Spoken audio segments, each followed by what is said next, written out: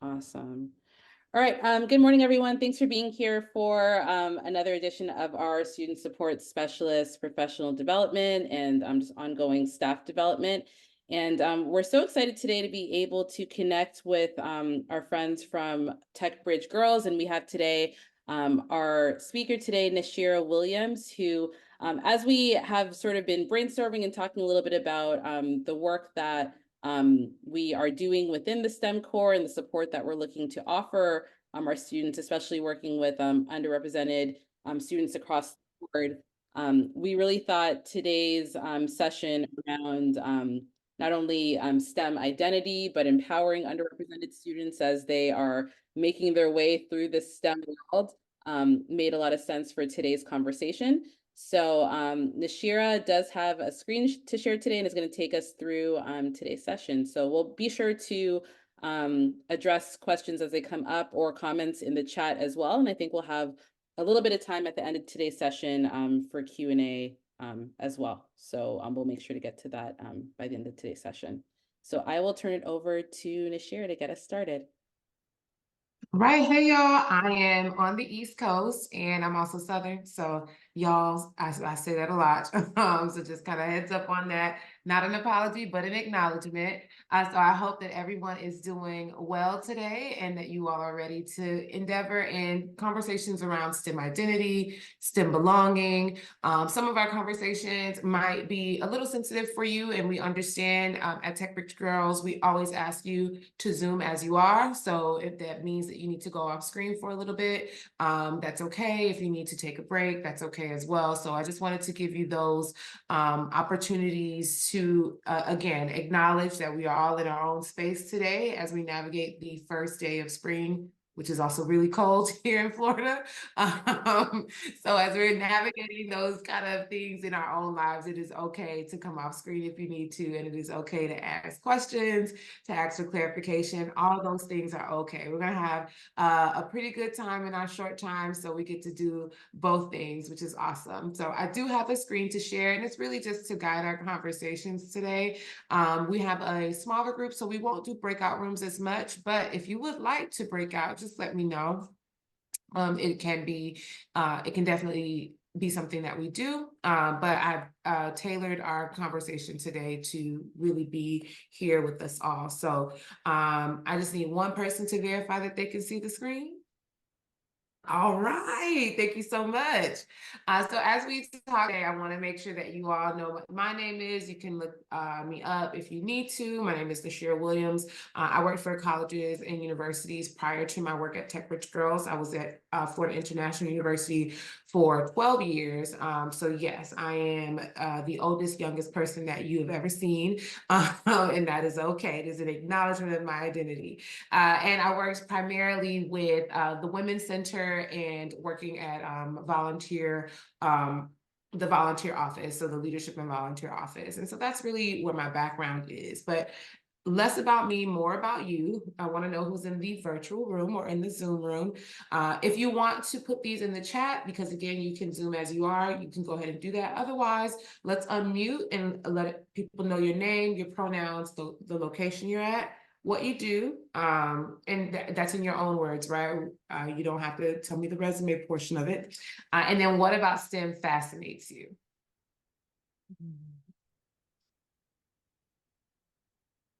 I'm going to stop sharing so we can see our faces, but I will put the questions in the chat.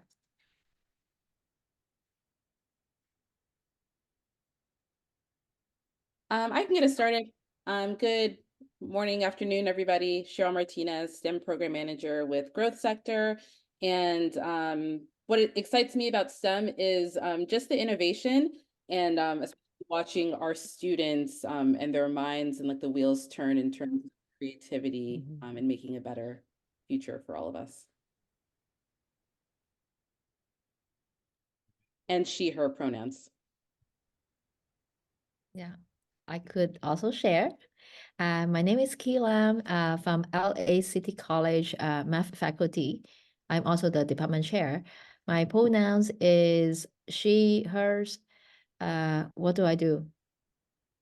I don't know. I am kind of like all over the place that I teach mathematics, statistics, calculus. I also do administration work, scheduling, like different things. But at the same time, I also love to learn. So I am actually in a boot camp learning machine learning. So I am at different level. Let me see. What is so fascinating about STEM? I think that STEM is so different from all other discipline that math is like building block.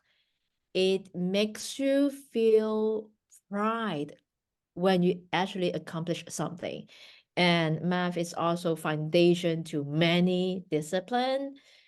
So I think STEM is just so amazing. And that's why I'm still taking different boot camp just to, I don't know, it's my interest. I guess we never stop learning. That's my sharing. Thank you.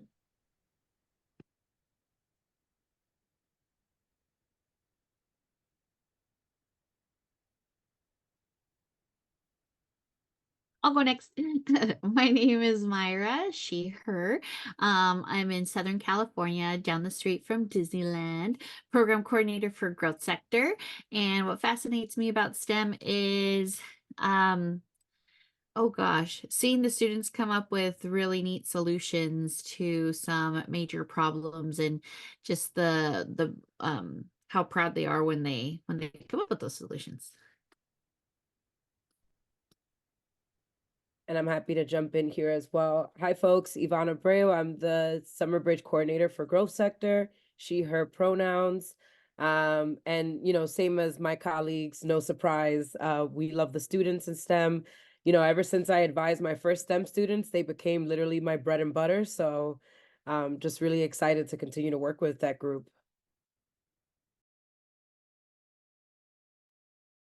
Hi, folks. I'm Becca Davidson.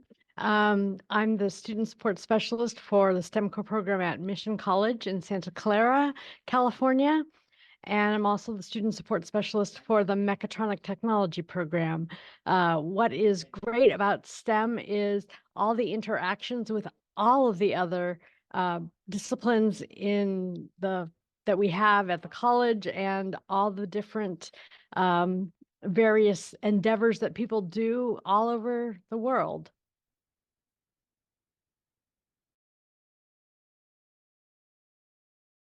Good morning, everyone. My name is Rebecca, she, her pronouns, zooming in from San Francisco.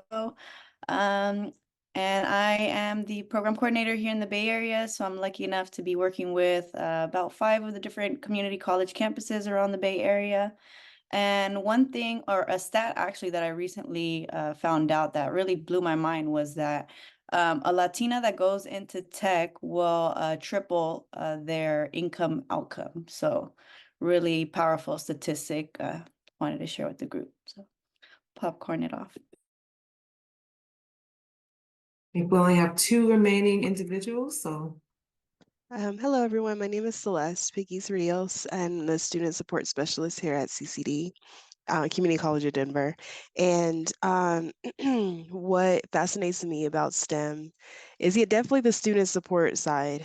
Just seeing students, especially underrepresented students in STEM, really, I feel like there's new worlds that are needing to be built. And so I think it's important that we have a seat at that table, or, in creating these new worlds that we want to see for ourselves. And I feel like engineering and STEM is like literally the physical manifestation of like, creating a new world. And so it's just such an honor to be a guide for those students in this realm. Thank you. Grace, did you want to? And actually, you have Grace and Maria here, so we're next to each other. Okay. What do you call it? So I'll let Maria go first. Okay, I can go first. Sorry guys, I'm having some audio issues. I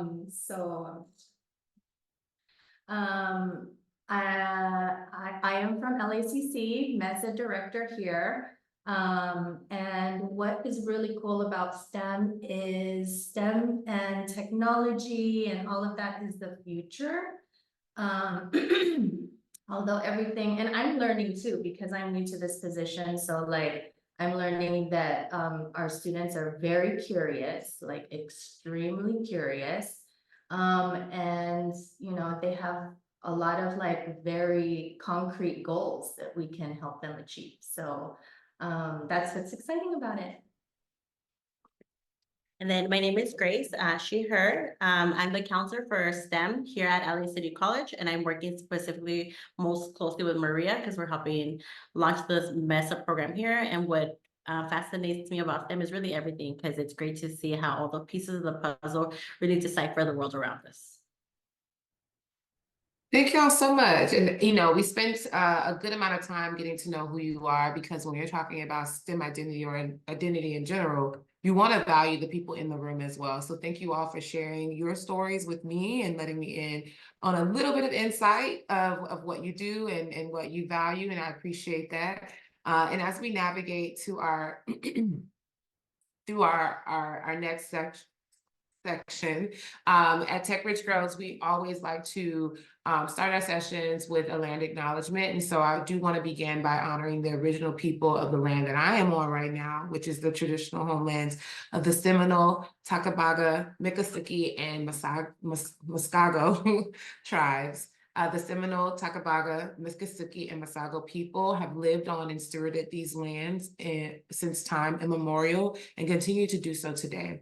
And we assert at TPG that the Indigenous history is not a story of the past, that Indigenous peoples are still impacting their lands. And as we learn in programming and shaping in the future of STEM, you can find out more information about the purpose of land acknowledgements in our resources, but as well as the QR code. And so I invite you to provide your own land acknowledgement in the chat, if you will, as we continue to navigate through our session today.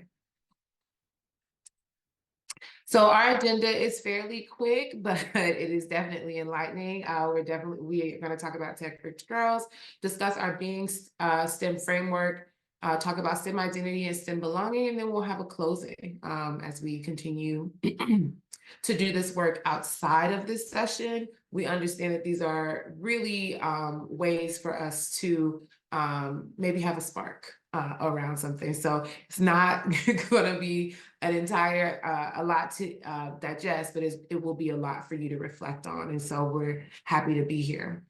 So a little bit more about Tech Rich Girls. We are a national organization that is hoping to re-engineer the way that STEM education is taught for BIPOC girls and gender expansive youth by equipping the educators and volunteers with equity training, curricula, and social emotional learning practices that promote access, belonging, and persistence. All of the things that you all are doing. I heard from Cheryl that you all are discussing access, belonging in a space as students are applying to new roles in STEM, and then persisting when they may not feel like they belong in those spaces. So this is why maybe I'm here, right? Like, awesome. So the alignment is there. And I'm looking forward to hear a lot of the experiences that you all have. So really the way that we equip educators is making sure that adults confront their own power, position, and biases. And the second part is that they commit to creating spaces for BIPOC girls to thrive in STEM. If one of those things are not happening, then we're not necessarily going to be a helpmate to those individuals. So people who are ready to do it and who are committed to do it are who we are looking to help and to commit to. So we have a STEM equity framework that involves being, doing, and using STEM. We'll talk a lot today about being STEM, but basically we're utilizing these elements to ensure that we develop training and curriculum that's based on these values and equipping educators to be the equity champions that we know there can be. And so doing STEM is essentially allowing individuals from marginalized communities or traditionally marginalized communities to not just hear about STEM, but to actually do it and be able to run experiments and be resourced enough to do the complete engineering design process, right? A lot of times we're able to say, oh, you can do this now. but we don't have the ability to do it in the future. So being able to really be engrossed in that is important. And then using STEM is creating that social change that you all are doing by committing to disrupting those inequitable systems. Whereas being STEM is all about that STEM identity, that sense of belonging, and equipping educators with strategies to be able to do that. And what we come from an asset-based approach because our girls are uniquely positioned to change the world, not despite of who they are, but because of who they are. So really making sure that we navigate from that new theoretical asset-based approach when we are engaging with our educators. So we have 2 tracks, and I'll go over those very, very quickly. The first track is what we're doing right now. It's professional development track. Our professional development is badgeable.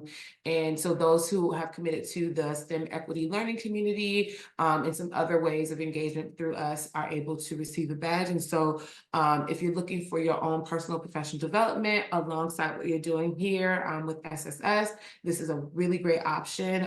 We do engage more in STEM equity, but those lessons are transferable across fields.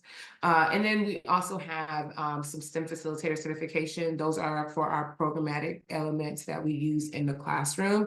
And we typically have curriculum for 3rd to 8th grade, but we are working on that 8th through 12th programming so that those who are in high school are able to continue their interest in STEM and maybe even do some entrepreneurial social change STEM endeavors. So if you know anyone on campus that might be interested in that, you probably have seen some upward bound people or some trio individuals that might have an interest in this curriculum, just let me know. And there'll be a QR code for you to be able to share that information with them. So we have a slide here that I think is really important. That's why I included is basically understanding that all the history of STEM includes all of these women and more, and that belonging and persistence is important. But if we are only seeing the individuals that are in textbooks or that are publicized in the media, then we might miss an opportunity to see some of these trailblazers in STEM. So this is the representation that everyone deserves in their lives, and that's what the asset-based approach does. All right, so I've spoken a lot, and now we're gonna go into an opportunity for us to look at what equity and what is STEM equity and understanding STEM stories. In order to do that, I do need 3 volunteers. So if you're ready and geared up to volunteer, you will just be reading. I also find that very important to tell with the volunteer what they'll be doing. You'll just be reading what's on the screen. But I need 3 volunteers to read these definitions for me. I'm happy to volunteer to share. Thank you. Would you like me to read number 1? Yes, please. Okay, stock stories. These stories are accepted as true and not questioned. They are used to maintain unfair and inequitable systems. Perfect. Thank you. May we have another volunteer?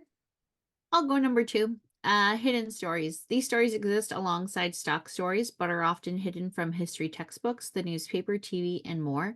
They're often the perspective of those most directly impacted. All right, and one more volunteer.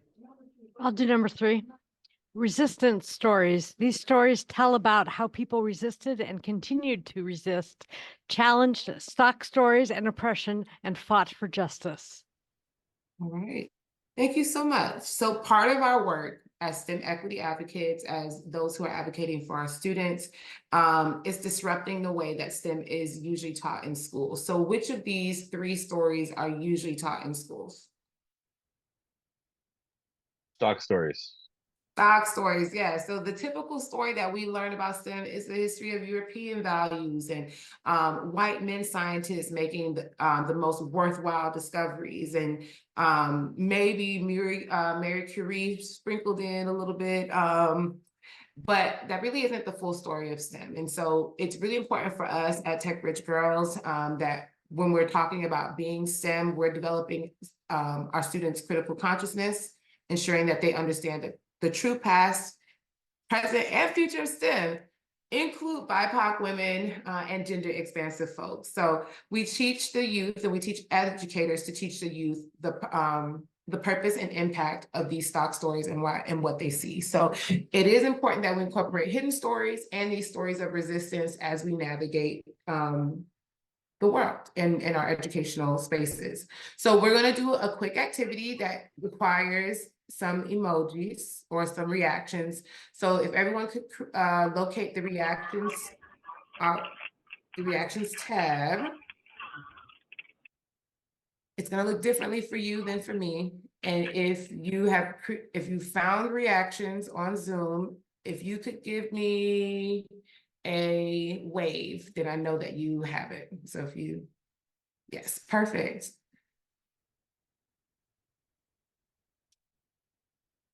All right, a wave, awesome. Awesome, okay, I've gotten some waves, perfect. So if you can't locate reactions, that's okay. All you have to do is in the chat, put whether it's going to be a hidden, a stock, or a resistance story, okay? So we're gonna do this together. So if it is well, I'll go to the first slide. So if this is a stock story, put a reaction of a thumb down. If it's a hidden story, you can just make one where the direction is to the right. And then if it's a resistance story or a story of resistance, put a thumb up. So this is an image, a slide, and the prompt was to draw a scientist. All right, we have a couple of stories. Okay. All right.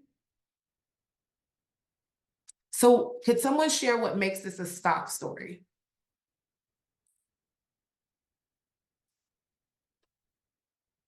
The scientists are all men and white men. Yeah, all white men, spiky hair. It's very much like chemistry, right? Seeing STEM as this reactionary thing in a lab. And that's rock story. It is, yes, representation is very narrow. So I read an article recently where more and more youth are drawing women as scientists. So we're moving the needle here. But still, this is from a couple years ago, and that is who many of the students would draw. So awesome. Perfect opportunity to go to our next slide. So this is Computer Science Feifei Lee's nonprofit AI for All, supports education programs for underrepresented groups in AI. And Feifei has been quoted as, we all have the responsibility to make sure everyone, including companies, governments, and researchers, develop AI with diversity in mind. Is this a stock, hidden, or resistance story?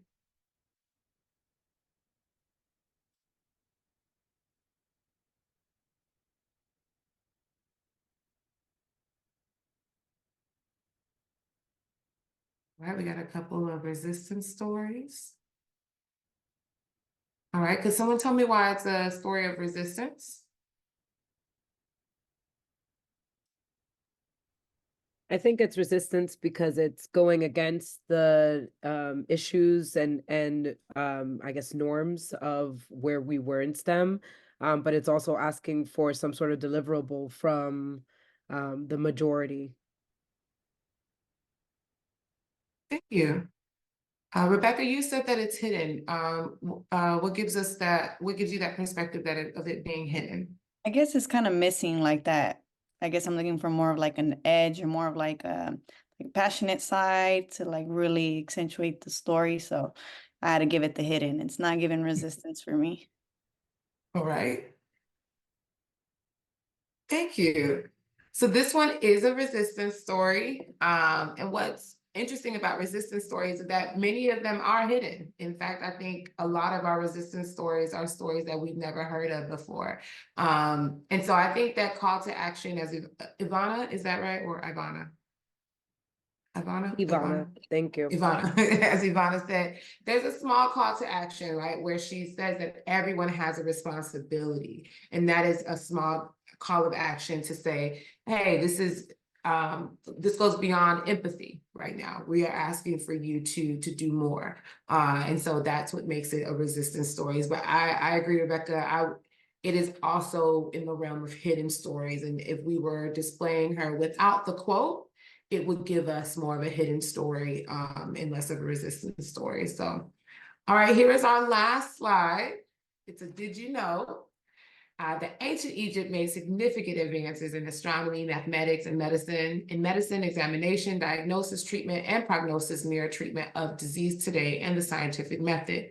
In math, the 3, 4, 5 right triangle and Pythagorean theorem that we learn about in school today was used to build ancient Egyptian pyramids.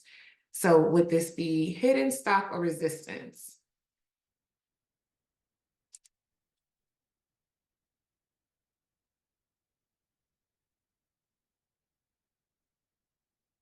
All right, we got a couple hidden. All right, we got one stop.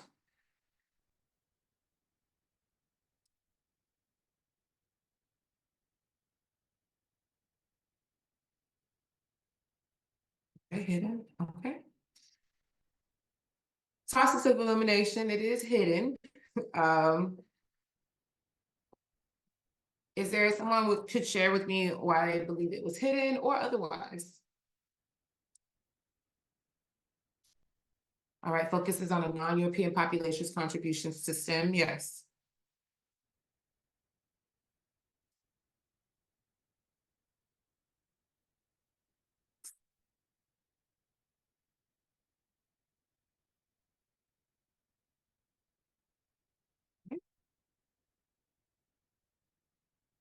Okay, so this is one of the ways that we get our educators and our students to really activate around understanding their identity in STEM. And so some of the questions that we're going to talk about, and I am going to break you out. I realize that I'm an extrovert, so being in a large group all the time is helpful for me. Some of y'all are struggling. It's been 20 minutes since you were able to get away from a large group. So I got you, no worries. I forgot about my introverts. I'm going to help you out a little bit. So, so in your breakout rooms, I want you to talk about what any one of these things, you might not get to all of them, is what I'm trying to say. So for those of us who are maybe a little type A and had like a checklist, you might not get all to them all. You might just get to one, and that's okay. But what do stock stories tell us about who belongs in STEM? How might hidden and resistance stories impact how you feel about STEM? And how does knowing and labeling these stories change the way STEM is traditionally taught? All right. So I am going to put that in the chat right now before I unshare, because I know that can also be a little problematic. There you go. So I'm going to stop sharing at this time. And then I'll have you discuss those in breakout rooms. We'll just create a small number. And you should be asked to go in those now. How long do we have? So we'll give it 5 minutes. All right, hey y'all, welcome back. We almost have everyone. Okay, so would anyone like to share, remember what's in the share, not to share your other stories, but to either share your own or the experience of speaking about it?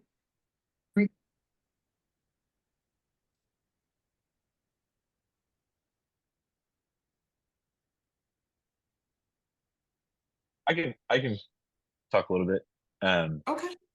I think the theme that came out of our group discussion was like, kind of you have to be able to name some of this stuff, and then you start seeing it more and more.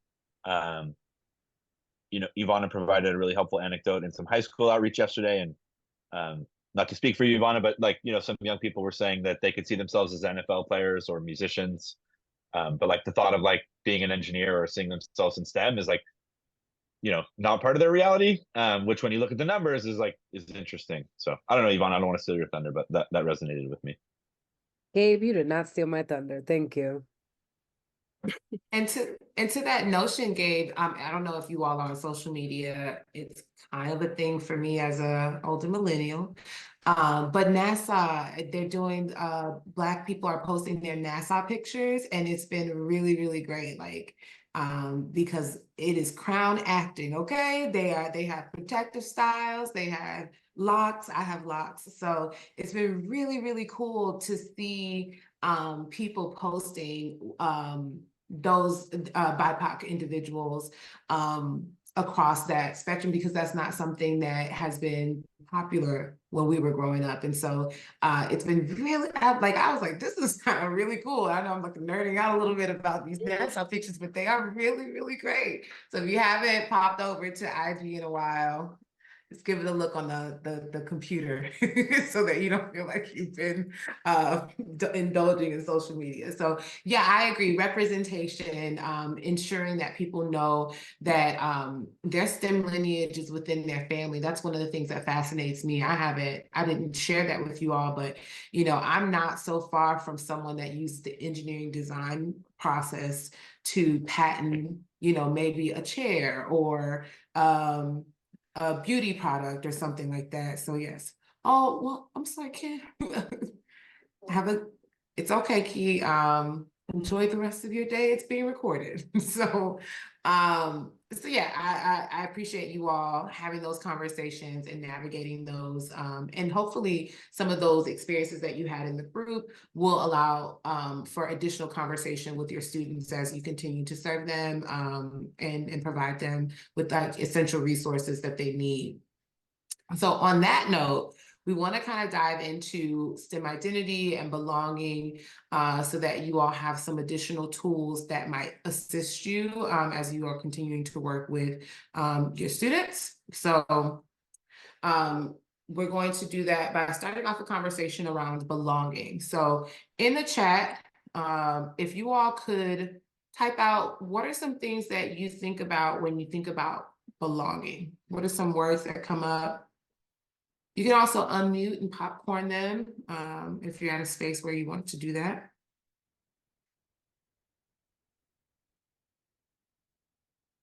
Community, safety, inclusive. Safety, all right. Welcoming.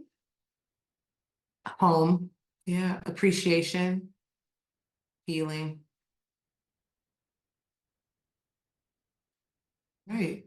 Thank you. My daughter is doing tally marks. She's in second grade, so we're gonna have her tally these. Finding your people, a community, genuine identity. Yeah.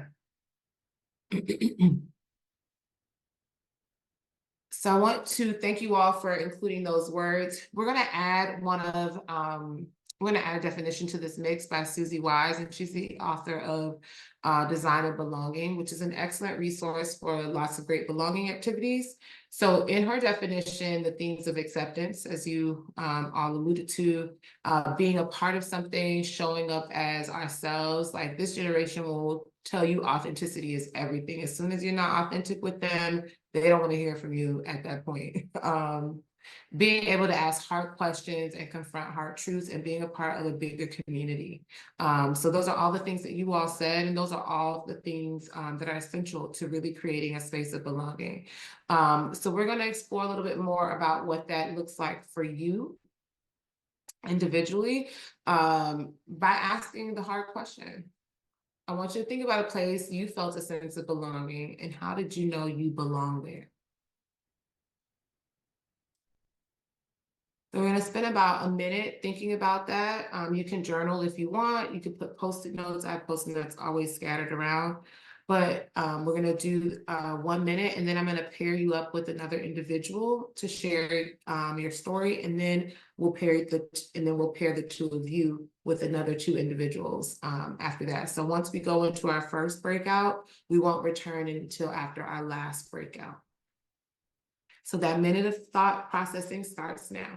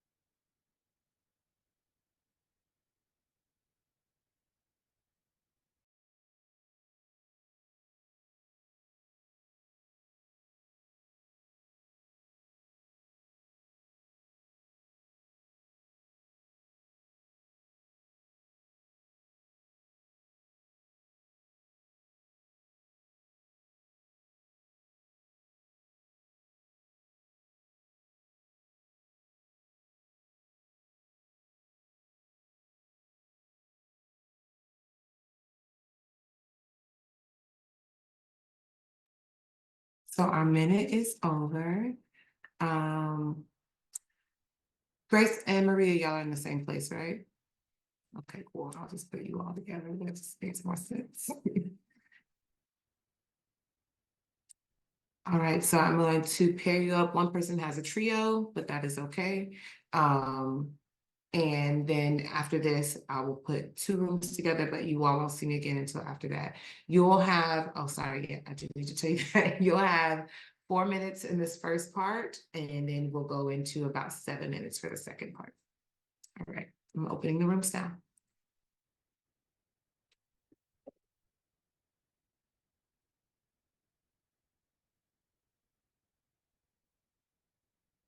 Welcome back, everyone. Because a lot of times when we're talking about where we belong, we almost kind of by default start about where we don't belong. Yeah. Did that come up for anybody else? Oh, it's okay. Yeah. And those can be very sensitive. It can also be triggering for some of us. So when I have these conversations, I tend not to ask people to share out. So that's the only reason we're not sharing out, is because I want you all to be able to continue to reflect and process in that space. But we will do like a 1-word reflection on how you felt about talking about belonging. So in the chat, if you could give me 1 word to describe how you felt about this process. And, you know, I want to draw that connection as you all are navigating those conversations with your students. And they say, well, how do I know if this is right for me? You can start by asking them where they felt like they belonged. And if there is an alignment with that feeling and this new experience, then this is probably going to be a place that they can persist and succeed, and be appreciated and be able to challenge when there needs to be a challenge to the system and start adding to those stories of resistance. Honey, it always comes back. I'm always going to leave the way I started. So, and I'm going to leave with something. But if you all have enjoyed yourself, please let Cheryl know, and she will get back any feedback to me. That would be exceptional. And if you do need any information, again, my name is Nashira Williams. We have 2 minutes left. And so I'm going to read how that last opportunity felt for you, our activity felt for you all. And if anyone has any way to like bring us out, you can do that. So Cheryl, looking at you because, you know, you're kind of in charge, but let's give some honor to how you all have felt after speaking about belonging in spaces.